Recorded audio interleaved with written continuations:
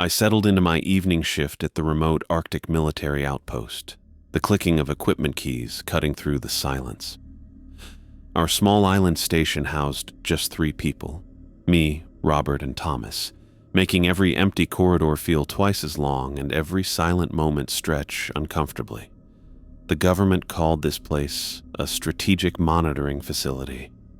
But after 2 weeks here, I still couldn't shake the feeling that we'd been dropped at the edge of the world and forgotten. The communications room was warm, at least, unlike the biting cold outside. I'd spent the afternoon organizing equipment logs, a mind-numbing task that nonetheless kept my hands busy while my thoughts drifted to home. The posting was supposed to last 6 months.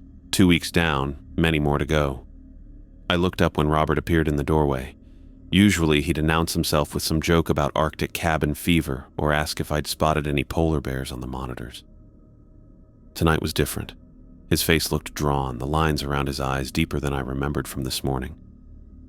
"Hey," I said, spinning my chair to face him. "Everything okay?" Robert stepped fully into the room but didn't sit down. He pulled a folded piece of paper from his breast pocket and held it for a moment, as if weighing whether to hand it over. "You're on night shift tonight," he said. Not a question. "Yeah, till 6. Why?" He extended the paper toward me. His hand shook slightly. Not much, but enough that I noticed. Robert wasn't the nervous type. I'd seen him handle equipment malfunctions with perfect calm during my first week. "What's this?" I asked, taking the paper. "New protocols?" "Something like that," Robert said, his voice flat. "Read it now, while I'm here." I unfolded the paper, expecting routine instructions about weather monitoring or communication schedules. Instead, I found myself reading a typed list titled Night Shift Rules. The first rule stated, "Do not respond to unfamiliar voices on the radio after 11:30 p.m., even if they identify themselves as military personnel. Switch off the radio immediately. If it turns back on by itself, leave the communications room." I frowned and continued reading. The second rule, never speak to or acknowledge unfamiliar voices on the radio. The third, do not look out of any windows after midnight, regardless of what you hear outside. My eyebrows shot up as I read the fourth rule. Do not open or answer knocks at any door between midnight and 4 a.m., even if you hear familiar voices. The fifth rule sent an unexpected chill down my spine. If someone calls your name from outside and then comes inside, hide. Do not come out until morning, regardless of what you hear. I looked up at Robert, waiting for him to crack a smile or tell me this was some kind of initiation prank. The slight twist of his mouth told me he knew exactly what I was thinking. "Is this serious?" I asked, holding up the paper. "Because if you guys are trying to mess with the new guy..." "It's not a joke, Mitchell," Robert cut me off sharply. The use of my last name caught me off guard. He'd been calling me Jamie since my second day here. I looked at the paper again. The rules were typed in standard military format, but the content was bizarre. Nothing in my briefing had mentioned anything like this.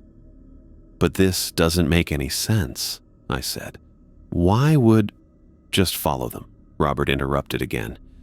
His eyes held mine steadily. "Exactly as written. No matter what happens or what you hear, no matter what." The communications room suddenly felt smaller. The hum of equipment that had faded into background noise now seemed to press against my ears. "What happens if I don't?" I asked, trying to keep my tone light. Robert didn't answer immediately. He glanced at the darkening window, then back to me. "We had someone here before you," he said finally. "Marcus, good guy, smart, thought the rules were some kind of psychological test, decided to prove they were bullshit." He paused. "We found him outside the next morning. Medical report said exposure, but..." He shook his head. "Just follow the rules." The paper felt heavier in my hands. I looked down at it again, read through the list once more. The typed letters looked so ordinary, so official, despite the strange content. "Robert, what is this place really?" I asked quietly. He turned toward the door. "Get familiar with those rules. I'll be in my quarters if there's an emergency, but he hesitated. Try to handle things yourself first. The rules are there for a reason. He left without another word, his footsteps echoing down the metal corridor until they faded entirely. The sudden silence felt heavy, almost physical. I sat motionless, the paper in my hand, listening to the wind outside as it picked up intensity. The outpost creaked around me as the temperature dropped further. Darkness was falling fast now, the perpetual darkness of Arctic winter that I still wasn't used to. I smoothed out the paper on my desk, next to the equipment logs I'd been organizing. The contrast between the mundane paperwork and these strange rules made the latter seem even more out of place. I checked my watch. 7:13 p.m. Hours to go before any of these rules would even apply. Plenty of time to convince myself that Robert was just hazing me, despite his serious demeanor. Outside, the wind howled against the walls of the outpost, a high, keening sound that almost resembled a voice. I found myself glancing at the radio equipment, then back at the first rule on the paper. The typed words stared back at me. Do not respond to unfamiliar voices on the radio after 11:30 p.m. I folded the paper and slipped it into my pocket, just in case. I tapped my pen against the equipment log, trying to focus on the numbers in front of me. The clock on the wall read 11:47 p.m., and the communications room had grown uncomfortably quiet in the last hour. The only sounds were the steady hum of equipment and the occasional creaking of the outpost as it settled against the Arctic wind outside. The folded paper Robert had given me sat next to my coffee mug. I'd read it so many times that I practically had the rules memorized, but part of me still couldn't accept them as reality. Military operations followed logic and reason, not superstitious guidelines about not answering knocks or looking out windows after certain hours. A burst of static exploded from the radio, sharp and sudden. I jumped, knocking my mug and spilling lukewarm coffee across the desk. Shit, I muttered, grabbing tissues to mop up the spreading puddle. The static continued, a harsh, white noise that filled the room. I stared at the radio, remembering the first rule. Do not respond to unfamiliar voices on the radio after 11:30 p.m., even if they identify themselves as military personnel. Switch off the radio immediately. I reached over and flipped the power switch. The static cut off mid-burst, leaving the room in abrupt silence. My heart thumped against my chest as I finished cleaning up the spilled coffee. The rules seemed so absurd, yet Robert's face when he'd handed them to me hadn't suggested a joke. Neither had his story about Marcus. 30 seconds later, the radio crackled back to life. I froze, coffee-stained tissues still in my hand. The display glowed green in the dim room, showing an active connection despite me turning it off moments ago. The static was quieter now, more like background noise. The paper had been clear about this too. If it turns back on by itself, leave the communications room. My legs felt heavy as I stood up. This was ridiculous. Equipment malfunctioned all the time in these extreme conditions. The radio probably had a backup power system I didn't know about, or a short in the wiring. Nothing supernatural about it, but as I stared at the glowing display, cold dread pooled in my stomach. I backed away from the desk, eyes fixed on the radio. Whatever logical explanation I tried to give myself, I couldn't shake the feeling that something was very wrong. I stepped into the hallway, pulling the communications room door closed behind me.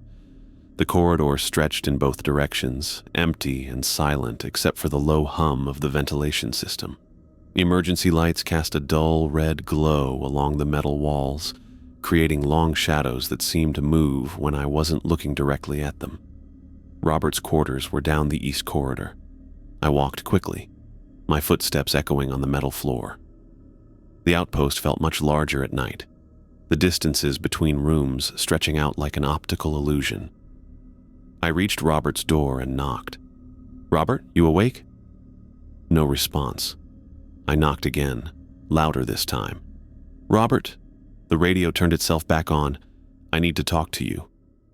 Still nothing. Either he was sleeping incredibly deeply, or he wasn't in his room. I tried the handle, but the door was locked. Thomas had mentioned checking the generator earlier. The main generator was housed in a small building about 50 yards from the outpost. He should have been back by now, but maybe he'd run into problems. I considered going outside to look for him, but something about the idea made my skin crawl. The night was pitch black beyond the windows, and the temperature had dropped well below zero. Plus, there was that figure in the rules, the one that might call my name from outside and then come inside. No, going outside alone wasn't an option. I headed back to the communications room, moving more slowly now. The hall seemed longer on the return journey, the shadows deeper. I could hear the faint static of the radio growing louder as I approached, and another sound underneath it that I couldn't immediately identify. When I pushed the door open, I realized what the second sound was. A voice. Through the radio static, someone was speaking. The words were garbled and indistinct, but the tone was clear, conversational, almost friendly, like someone chatting about everyday things. Rule 2 echoed in my head. Never speak to or acknowledge unfamiliar voices on the radio. I gripped the edge of my desk until my knuckles turned white, fighting every instinct to respond. In normal circumstances, an unexpected radio communication would require immediate acknowledgement, standard protocol for any military installation. But this wasn't normal circumstances. The radio had turned itself on after I'd manually switched it off. The voice didn't identify itself with any standard call sign, and most importantly, Robert's warnings rang in my ears. Just follow them, exactly as written, no matter what happens or what you hear. The voice continued speaking through the static. It paused occasionally, as if waiting for a response before continuing its one-sided conversation. I couldn't make out specific words, but something about the cadence felt wrong. Too smooth, too practiced. It didn't sound like someone working through static interference. I sat motionless in my chair, not touching the radio controls, not speaking. My training had prepared me for many situations, but nothing like this. I focused on my breathing to keep calm, counting seconds in my head to distract from the voice. After what felt like hours, but was probably only minutes, the voice stopped mid-sentence. The static continued for a few more seconds. Then that too cut off. The radio display went dark. The sudden silence felt worse than the static, oppressive and watchful. I had the distinct feeling that something was waiting, listening for me to speak or move. I checked my watch. 12:03 a.m. Midnight had come and gone, and according to the rules, things were about to get worse. Rule 3 warned about not looking out windows after midnight. Rule 4 mentioned not answering knocks at doors until 4 a.m. The real test, as Robert had implied, was just beginning. I spent the next 17 minutes after the radio incident trying to steady my nerves. I'd organized the papers on my desk 3 times, rearranged my pens twice, and checked my watch so often my wrist was getting sore. The coffee I'd spilled earlier had left a sticky residue on the edge of the desk. I wiped at it with a tissue, finding comfort in the mundane task. Anything to avoid thinking about what had just happened with the radio. My mind kept circling back to Robert's rules. The ones that had seemed so ridiculous hours ago now felt less like a joke and more like a survival guide. But I still couldn't make sense of it. Why would voices come through our radio? Why would knocks sound at doors after midnight? None of it followed any logical pattern I could understand. I checked my watch again. 12:20 a.m. Thomas had mentioned before his shift ended that he needed to check the generator. He should have been back by now. The generator building was only about 50 yards from the main outpost, a quick 10-minute job at most, even accounting for the harsh weather. A sound from outside caught my attention. Footsteps, heavy ones crunching through the packed snow. Relief washed through me. Thomas was finally coming back. That would explain why Robert hadn't answered his door.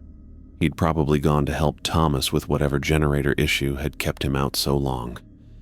I moved toward the window without thinking, pushing aside the thin curtain to peer through the frost-covered glass.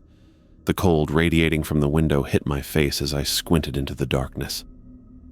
A figure stood in the snow about 50 yards from the outpost, directly in the path to the generator building. It wore what looked like standard military cold weather gear, but something seemed off. The person wasn't moving, just standing perfectly still in the swirling snow. "Thomas?" I whispered, though there was no way he could hear me through the glass. The longer I stared, the more wrong the figure's posture appeared.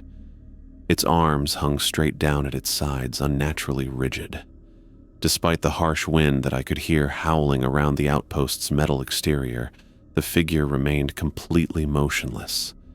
No shifting of weight, no turning of the head, no hunching against the cold. Just perfect stillness, facing directly toward the outpost. A memory flashed in my mind. The folded paper in my pocket. Rule 3. Do not look out of any windows after midnight, regardless of what you hear outside. I stepped back from the window, my heart suddenly hammering against my ribs. I'd broken the rule. I'd looked outside after midnight. Sweat broke out across my forehead despite the chill near the window. I tried to rationalize what I'd seen. It had to be Thomas, right? Who else would be out there? Maybe he'd stopped to check something before coming back inside. Maybe the distance and darkness were playing tricks on my eyes, making his posture seem stranger than it was. But something deep in my gut told me that wasn't Thomas. I glanced at my watch. 12:31 a.m. The figure had been standing there for about 11 minutes without moving an inch. No one stands perfectly still in sub-zero temperatures for that long. Not even with our cold weather gear. You shift, you pace, you move somehow to keep your blood flowing. I backed away from the window, placing my hand on the desk to steady myself. Part of me wanted to grab the radio and call outside to the generator building to see if Thomas would answer, but after what had happened earlier with the voice on the radio, I wasn't touching that equipment again tonight. 5 minutes later, curiosity got the better of me. I had to know if the figure was still there. I approached the window again, staying to the side as much as possible while I peered out. Nothing. The area where the figure had stood was empty, just swirling snow illuminated by the outpost's exterior lights. I let out a breath I hadn't realized I was holding. Maybe it had been Thomas after all, and he'd finally moved on to the generator building. Or maybe he'd come inside through another entrance while I wasn't looking. A sound cut through my thoughts. A strange scratching noise from the exterior wall to my right. It was faint at first, barely audible over the building's ambient hum. But then it grew louder, more deliberate. It sounded exactly like fingernails dragging across the metal surface of the outpost. I froze, listening as the scratching slowly moved along the wall, tracing a path around the building's perimeter. It would stop occasionally, as if whatever was causing it had paused to listen, before starting again with renewed intensity. The sound traveled around the corner, growing slightly distant, then approached again from the opposite direction. When it reached the exterior wall directly behind me, it stopped. I held my breath, not daring to move. The communications room suddenly felt exposed, its windows like eyes looking out into the darkness, or allowing something to look in. The scratching started again, moving deliberately until it stopped directly outside the communications room window.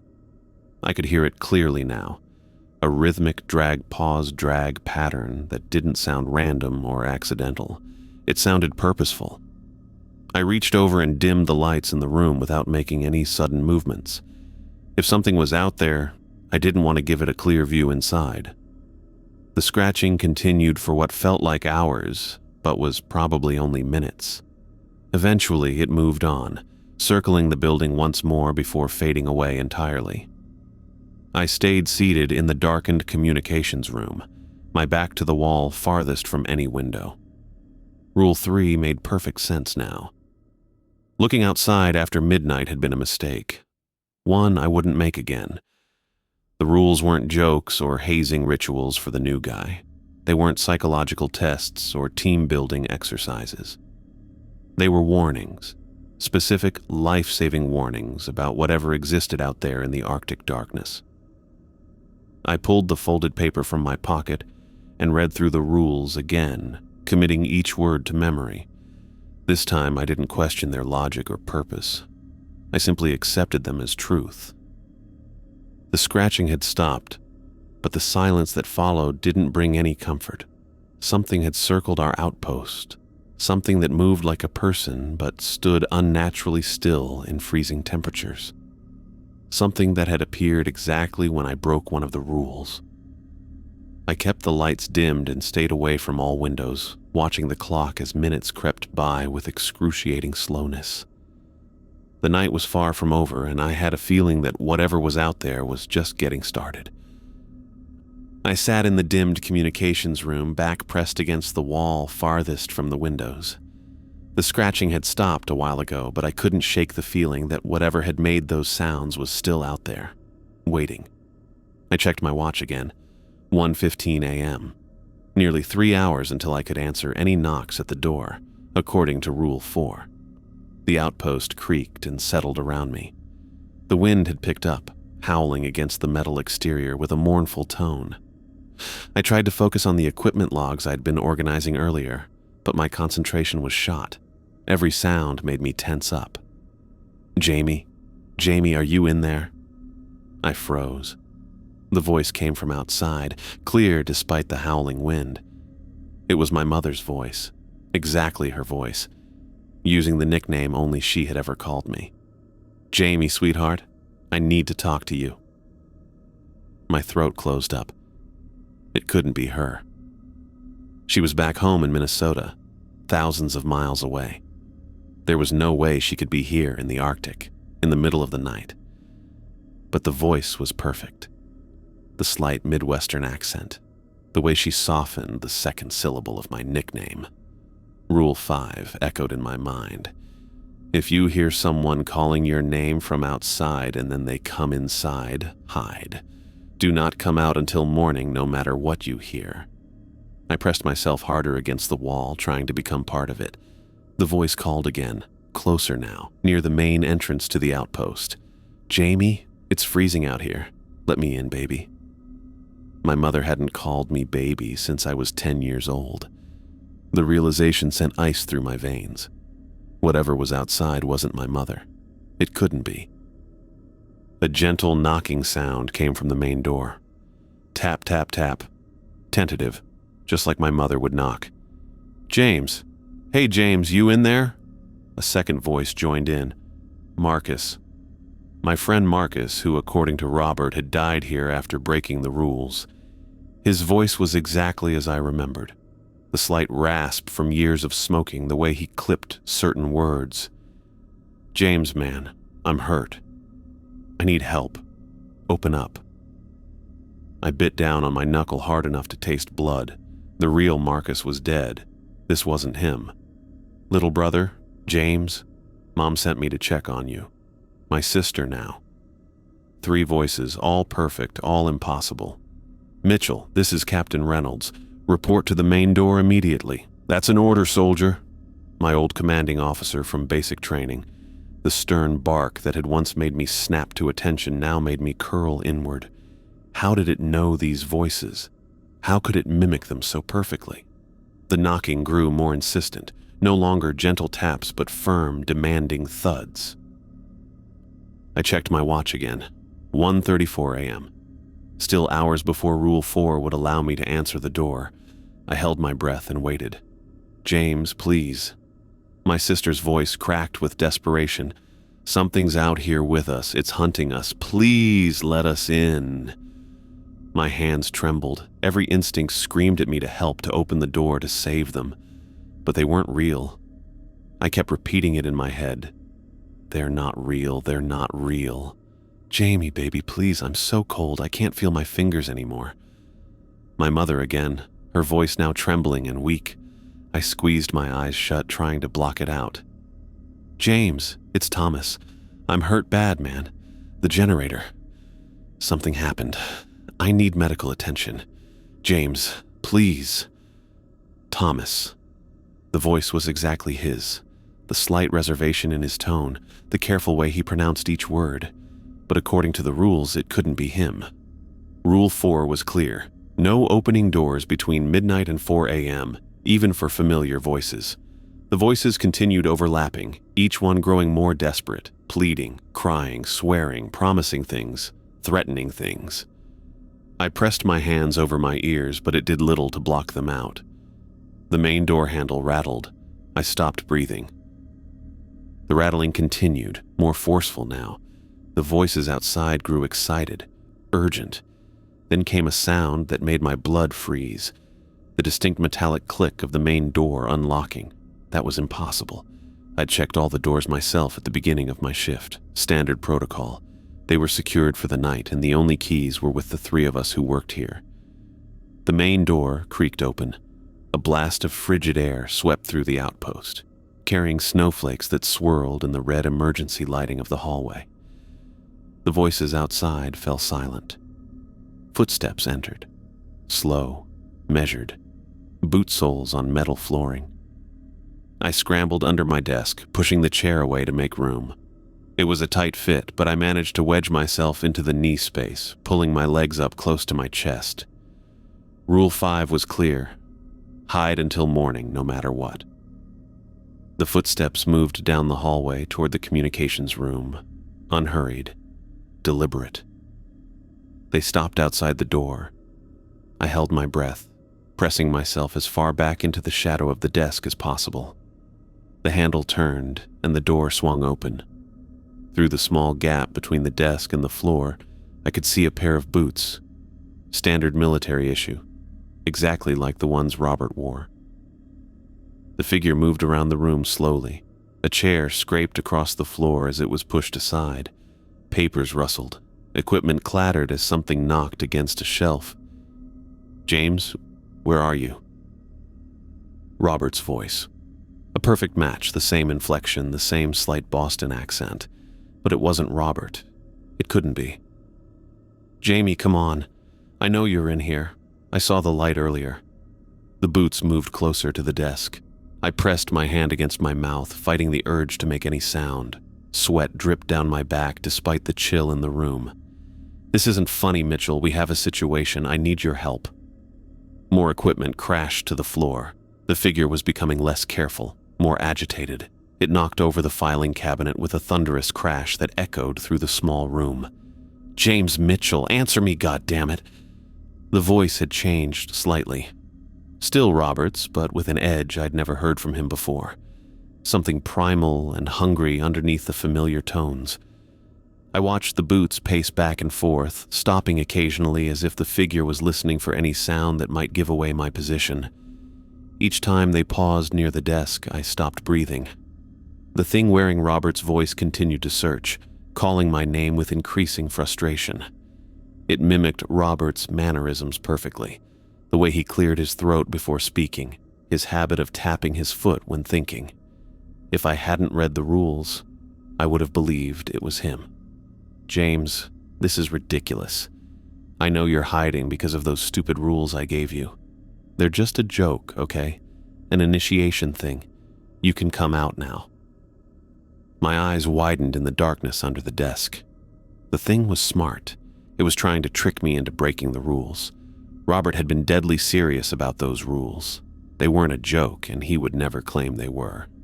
More crashes as it knocked over the radio equipment. Glass shattered. The temperature in the room seemed to drop further, and I could see my breath forming small clouds in the darkness of my hiding place. Fine. Have it your way, the voice said, suddenly calm again. But I'll find you eventually, Jamie boy. This place isn't that big. The boots turned and moved toward the door. I allowed myself a small breath of relief, but too soon.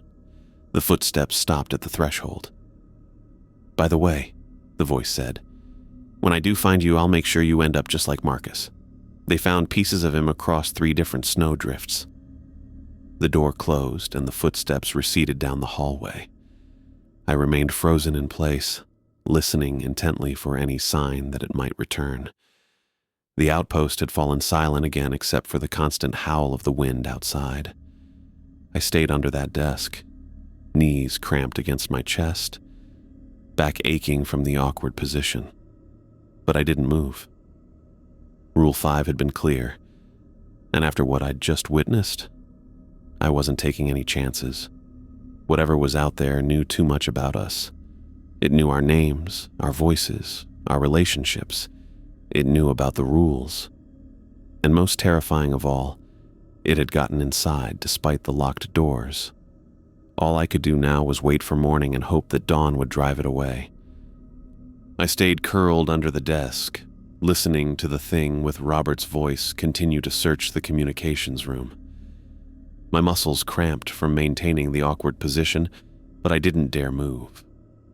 The creature had already knocked over the filing cabinet and radio equipment in its frustration. "James, come on, man." The voice sounded concerned now, soft and reasonable. "Whatever you think is happening, you've got it wrong. I'm just trying to help you." Every word was a perfect match for Robert's usual tone. The slight rasp when he lowered his voice, the way he stretched the vowel in my name. If I hadn't read those rules, I might have believed it was him. It moved closer to the desk. Through the small gap at floor level, I saw the boots pause directly in front of my hiding spot. I pressed my hand harder against my mouth, certain that even my breathing would give me away. "I know you're scared." The voice continued, gentler now. "But there's something wrong with Thomas. He never came back from the generator. I need your help to find him." The mention of Thomas made my heart stutter. Was this thing trying to convince me to leave the safety of the outpost? To venture outside into the Arctic darkness where that unnaturally still figure had been standing? The boots shifted, and something creaked as the figure bent down. I pressed myself farther back into the shadows, willing my body to become smaller, to melt into the metal of the desk. A hand appeared at the edge of the opening, fingers splayed on the floor. The fingers were exactly like Robert's, the small scar across the knuckle of his index finger, the bitten nail on his thumb. "There you are," the voice whispered, suddenly dropping all pretense of concern. "Found you, Jamie boy." I held my breath, every muscle rigid. The hand remained at the edge of the desk, not reaching in further but not withdrawing either, taunting me, letting me know it had found me but was playing with its discovery. "You think hiding will save you?" Marcus thought that too. The voice chuckled, a sound that started like Robert's laugh but twisted into something inhuman by the end. "Want to know where I found him? In a supply closet, crying like a baby, begging me not to take him outside." The fingers on the floor tapped rhythmically, one after another like someone playing piano keys. 5 taps, pause. 5 more taps, pause. "Come out, James, or I'll come in after you." The hand suddenly lunged forward, grabbing at the space where my foot would have been if I hadn't tucked my legs up against my chest. I bit down on my knuckle hard enough to draw blood, the metallic taste flooding my mouth. The hand withdrew after finding nothing, and I heard a frustrated growl. "Fine, we'll do this the hard way." The desk above me creaked as something heavy settled on top of it. Dust particles filtered down through the small seams in the metal. The boots disappeared from my line of sight. "I can wait, James. I have all night, but you? How long can you stay under there? Your legs must be cramping already, and you'll need to use the bathroom eventually." It was right about the cramping. My thighs burned from being held against my chest, and my back screamed in protest at the awkward position. But the pain kept me focused, kept me from giving in to the voice. Hours seemed to pass. The thing occasionally moved around the room, knocking more equipment to the floor or flipping through papers with loud, deliberate movements, reminding me it was still there, still waiting. Sometimes it called my name in different voices: my mother, my sister, Marcus, Thomas, Robert, cycling through them like changing radio stations. The sound of something dripping slowly joined the other noises. Drip, drip, drip. Regular as a metronome. I couldn't see the source from my hiding place, but the rhythmic sound raised the hairs on my neck. "Listen to that," the voice said softly, back to Robert's tones. "That's time passing, James. Time you're wasting. Thomas needs help right now." I closed my eyes, focusing on my breathing. In through the nose, out through the mouth. Silent. Controlled. The way I'd been taught in training when we practiced stealth operations. The dripping continued, joined now by a wet, sliding sound from somewhere above me. Something moved across the top of the desk, making the metal surface vibrate slightly. "I could tell you what happened to Marcus," the voice offered conversationally.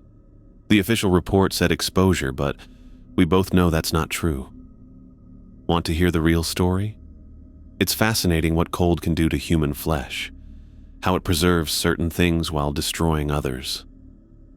I pressed my forehead against my knees, trying to block out the words. The voice wasn't Robert. It wasn't human.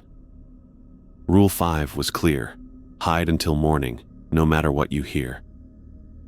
"James," the voice whispered, so close now it seemed to be coming from inside the desk itself. "Look up."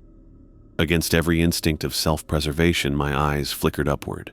Through a small gap where the desk panels joined, I saw something dark and wet seeping through, forming a droplet that hung precariously before falling to the floor between my feet. Drip. I closed my eyes again, pressing my face harder against my knees. I would not look up again. I would not respond. I would wait until morning, just as the rules instructed. The night stretched endlessly. My watch had a small, luminous dial that told me hours were passing, though each minute felt like an eternity. Midnight became 1, became 2, became 3. The thing continued its patient siege, sometimes falling silent for long periods before resuming its attempts to draw me out.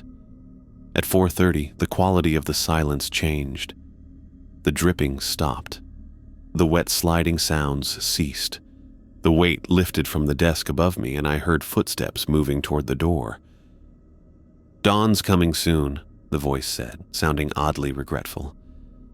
"But I'll be back tomorrow night, James. And the night after that. And every night until you make a mistake. Everyone does. Eventually." The door opened and closed. The footsteps receded down the hallway. I remained frozen in place, unwilling to believe it had truly gone. This could be another trick, another attempt to flush me out before morning arrived. Through the windows high on the wall, I began to notice a subtle change in the quality of darkness. Not quite light yet. The Arctic winter meant true daylight was brief, but a slight lifting of the oppressive black. The time on my watch read 5:47 a.m. By 6, a gray half-light filtered through the windows. The communications room remained silent except for the occasional creak of the outpost settling. The air felt different somehow. Cleaner, less heavy with dread. I waited another 30 minutes just to be sure.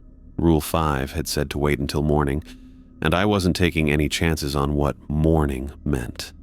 At 6:30, I finally uncurled my body from its cramped position. My muscles screamed in protest as I stretched my legs out from under the desk. Pins and needles shot through my feet as blood flow returned. I crawled out slowly, every joint aching from hours of immobility. The communications room looked like a war zone. Chairs lay overturned, papers scattered across the floor. The filing cabinet had been tipped onto its side, drawers hanging open with contents spilled out. The radio equipment had been smashed, pieces of electronics littering the floor like technological confetti. I stood in the middle of the destruction, trying to process what had happened. The dark liquid that had dripped through the desk was nowhere to be seen. No stains on the floor, no wet spots on the desk surface. Had I imagined it? The sound of the main door opening sent a fresh surge of adrenaline through my system. I grabbed a heavy wrench from the floor, one that had been stored in the tool drawer before the filing cabinet was upended, and held it like a weapon. Footsteps approached the communications room. Slower than the things had been, more hesitant. The door pushed open, and Robert stood in the entrance. The real Robert, I knew instantly. His face was drawn and pale, with dark circles under his eyes. His uniform was rumpled as if he'd slept in it. When he saw me standing amid the wreckage, his shoulders sagged with visible relief. "Mitchell," he breathed, "you're okay." I kept the wrench raised, unwilling to trust my eyes. "How do I know it's really you?" Robert nodded, understanding my caution. "Smart, very smart." He stepped into the room but kept his distance.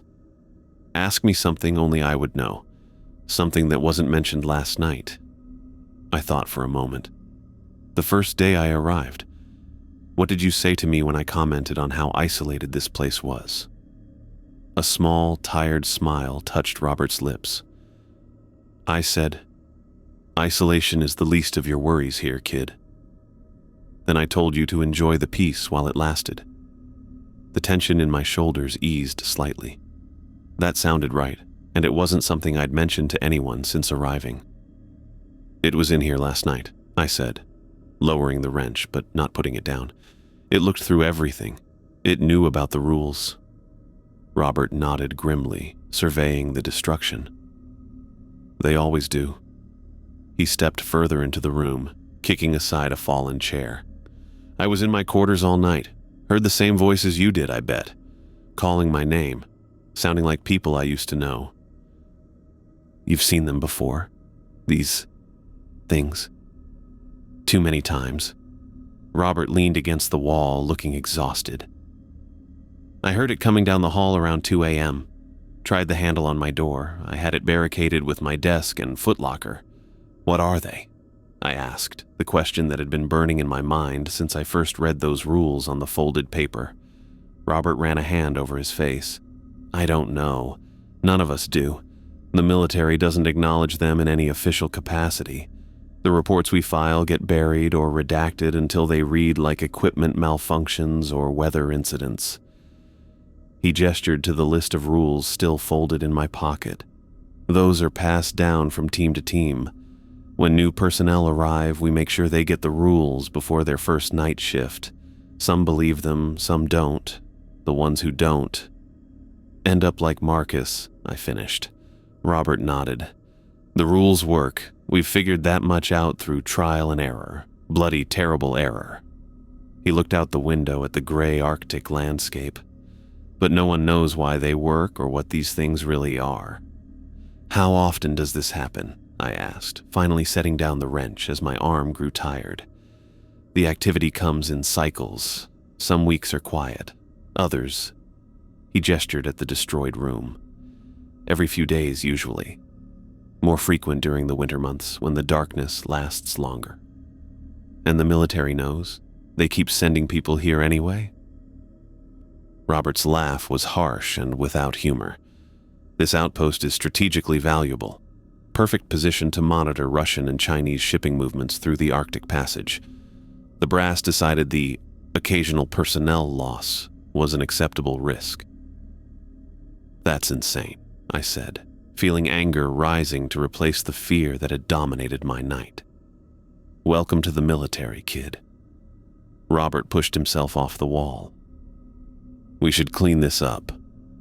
Thomas will be back from the mainland supply depot today. He was sent out yesterday before your shift started." "So that wasn't him I saw outside last night, standing in the snow?" Robert's face grew serious. "No, never was. Whatever you saw out there, it wasn't human. Never open the door for it. Never respond when it calls your name. Never break the rules."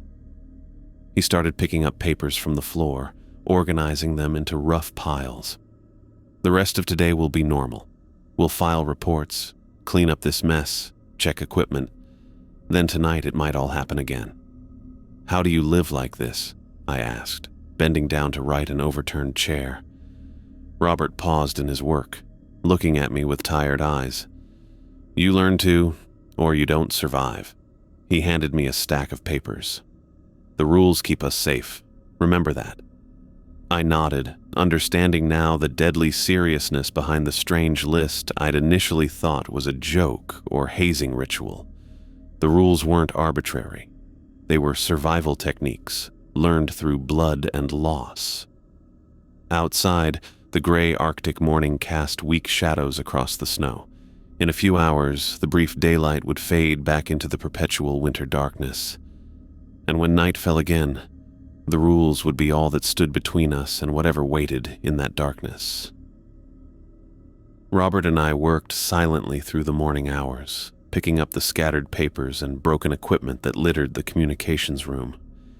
My back ached from spending the night curled under the desk, and every muscle protested as I bent to collect shards of plastic from the smashed radio display.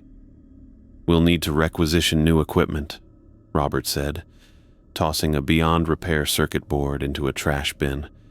"Radio's completely shot." I nodded, too tired for conversation. The events of the night kept replaying in my head. The perfect imitation of voices I knew. The searching figure, the dark liquid dripping through the desk that had vanished without a trace. None of it made sense, yet all of it had happened. By noon, we'd managed to restore some order to the chaos. The filing cabinet stood upright again, its contents roughly sorted. The desk had been wiped clean, though I couldn't help checking underneath it for stains that weren't there. "Sit down," Robert told me, pushing a chair in my direction. "You look dead on your feet." I sank into the seat gratefully. "What happens now?" "Now we file the report." He pulled a laptop from a drawer and set it on the desk. "Official channels." I watched as he opened a document template labeled Equipment Malfunction Report. The form had spaces for date, time, affected systems, and suspected causes. "That's it?" I asked. "We're calling what happened last night an equipment malfunction." Robert's fingers hovered over the keyboard. "What would you call it?" "I'd call it a hostile entity breach. I'd call it evidence of non-human intelligence. I'd call it..." "And that report would go straight into a classified file that nobody ever reads." Robert cut me off. "Or worse, they'd decide we've gone crazy from isolation and pull us for psych evals." He started typing. "Trust me, there's a language for these things." I leaned forward to read what he was writing. "ERO 100 hours. Communications equipment experienced unexpected power fluctuation resulting in autonomous activation. Subsequent systems failure caused by extreme temperature variance. Physical damage to filing systems and radio equipment consistent with Arctic pressure anomalies. Recommend immediate replacement of affected components. Note, anomaly occurred during full darkness period. Suggest increased monitoring during extended night hours." "That's coded," I realized. Robert nodded. "Has been for years. Arctic pressure anomalies mean something got in. Extreme temperature variance means it wasn't natural. Full darkness period tags it as a night event. And people reading this understand what it really means. The right people do." He saved the document and closed the laptop. "The ones who've been here before. The ones who write our rotation orders." The main door opened with a metallic groan and both of us tensed. I grabbed the wrench I'd kept nearby, but Robert relaxed as familiar footsteps echoed down the hall. Thomas appeared in the doorway, snow melting on his shoulders and a duffel bag in his hand. His face was red from the cold, beard frosted with ice that was just beginning to thaw. His eyes took in the partially restored room, lingering on the smashed radio equipment. "Bad night?" he asked simply. Robert nodded. "Mitchell got a full introduction to our night shift visitors." Thomas set his bag down and stepped fully into the room. "You followed the rules?" "To the letter," I said. He gave a grim nod of approval. "Good man. Many don't their first time." "I told him about Marcus," Robert said. Thomas's expression darkened. "Marcus broke Rule 5. Came out of hiding when it called his name." He pulled off his gloves, revealing chapped hands with healing cuts across the knuckles. "I've been here 2 years, seen 6 personnel rotations. Only the ones who follow the rules make it to their transfer dates. Speaking of which, Robert said, how was the mainland? Cold. Supply shipment came in. Got everything on our list except the heating coils. Thomas unzipped his duffel and pulled out a bottle of whiskey. But I did get this. Figured we might need it. Robert smiled for the first time that day. You're a good man, right? Thomas set the bottle on the desk, then turned to me. So, it found you? I nodded. It knew my name. It had my mother's voice exactly right. And yours. And Robert's. They learn, Thomas said, pulling up a chair. The longer they watch us, the better they get at imitation. He leaned back, stretching his legs out. My first month here, they could only manage rough approximations. By month 3, they had my girlfriend's laugh down perfectly. Robert told me what happened last night, he continued. But I want to hear it from you. Every detail. I recounted the events, the radio turning itself back on, the figure outside standing unnaturally still, the scratching around the building, and finally the thing wearing Robert's voice that had searched the communications room while I hid under the desk. Thomas listened without interruption, occasionally exchanging glances with Robert. When I finished, he took a deep breath. Sounds like it's escalating again. Last month they mostly stayed outside. Now they're getting in more frequently. Why do we stay here? I asked, the question that had been burning in my mind since morning. Why not abandon this place? Robert and Thomas exchanged looks again, this time longer. Finally, Robert spoke. Show him, he said to Thomas. Thomas reached into his pocket and pulled out a folded map, spreading it across the desk. It showed the Arctic region, with various shipping lanes marked in different colors. This outpost sits at the convergence of 3 major shipping channels, Thomas explained, pointing to our location. Russian, Chinese, and North Korean vessels all pass through these waters. From here, we can monitor every ship, submarine, and aircraft that moves through this sector. Strategic importance, I said, remembering the briefing I'd received before deployment. Exactly, Robert said. We've tried building monitoring stations in other locations, but the geography doesn't work. The mountains here create a natural amplification effect for our sensors. We can detect vessels that would be invisible from any other position. So the military knows about the things and keeps sending people anyway? National security trumps personal safety, Thomas said flatly. Always has, always will. What about transfers? I asked. Can't we request reassignment once we've done our time? Thomas laughed, but there was no humor in it.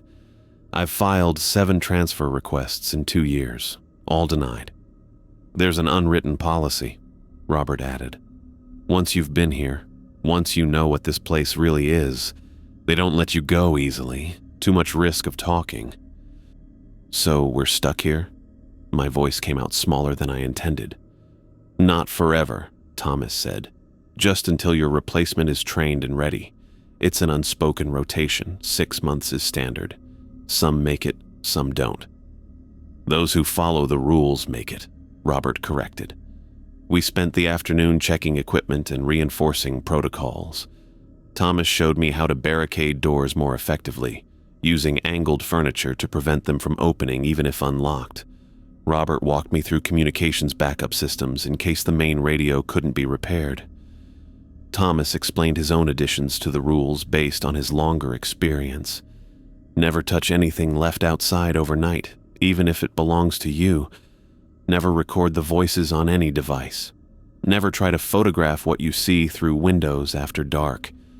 As the brief Arctic daylight began to fade, I felt tension building in my shoulders again. The same fear from the previous night returned, but now tempered with knowledge. I understood what I was facing, even if I didn't know what it was. Robert handed me the same folded paper with the 5 rules, now worn and creased from multiple readings and a night in my pocket. Keep this with you, he said. I know you've memorized them by now, but having it with you helps. Like a talisman. I took the paper, noting how it felt different in my hand now. No longer a puzzling list of superstitions, but a survival guide written in blood and experience. "Who's on night shift?" I asked. "You are," Robert said. "We rotate. Thomas was gone last night. I took night before that." I nodded, accepting this without argument. The rules would keep me safe if I followed them exactly. As evening settled in, Robert and Thomas retreated to their quarters, each giving me the same grim nod, a silent acknowledgement of the night ahead. I took my position in the communications room, now partly restored but still bearing the scars of the previous night's destruction. The Arctic wind picked up outside, howling around the metal walls of the outpost. I checked my watch, 7:22 p.m. Hours to go before the rules would come into effect, but I was already on edge. In the distance carried on the wind, I thought I heard voices, faint and indistinct, calling names that weren't quite right. Not Jamie or James, but something close, as if whatever was out there was still learning, still practicing. I pulled the folded paper from my pocket and laid it on the desk in front of me, a reminder of what I needed to do to survive another night in this place. This time I wouldn't question the rules. This time I understood their importance.